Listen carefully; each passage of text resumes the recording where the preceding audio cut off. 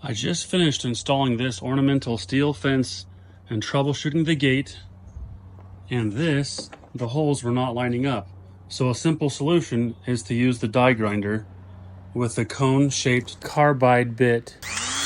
Always use two hands, face shield, open up the hole just a little bit, and you should be good to go.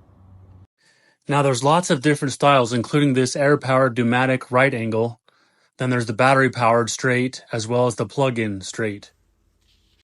Unlike the Dremel for light-duty applications, this is a heavy-duty inside corner die grinder which has 25,000 RPM capability, and you can clean and deburr the insides of pipes, the inside corners of your steel. You can clean out the holes so that your bolt-up connections are cleaner and seamless.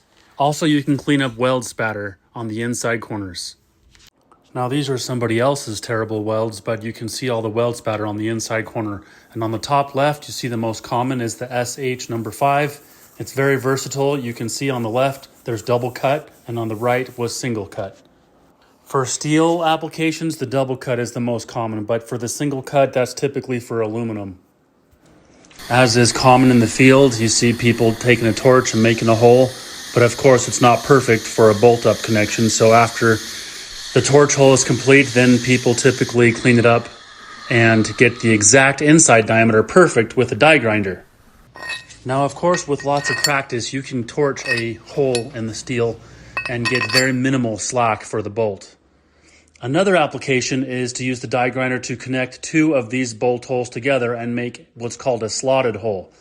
A lot of times in the field, they need a slotted hole to allow for space for one side or the other. So you can take two holes and connect them with the die grinder. And this is a very common, necessary part in the field. And of course, just general deburring on the tight corners that your angle grinder cannot typically reach. You can deburr the inside corners. Slotted holes can also accommodate thermal expansion and contraction and differential settlement of the supports. Another advantage of slotted holes is that they can reduce the prying action and bending stresses on the bolts and the connected plates by allowing the bolts to slip slightly in the direction of the slot. Don't forget to hold on to or keep the spanner wrenches that come with your die grinder. You will need these to tighten and switch out the carbide bits. They need to be tightened firm so they do not fly out. Always use two hands when working with high RPM equipment.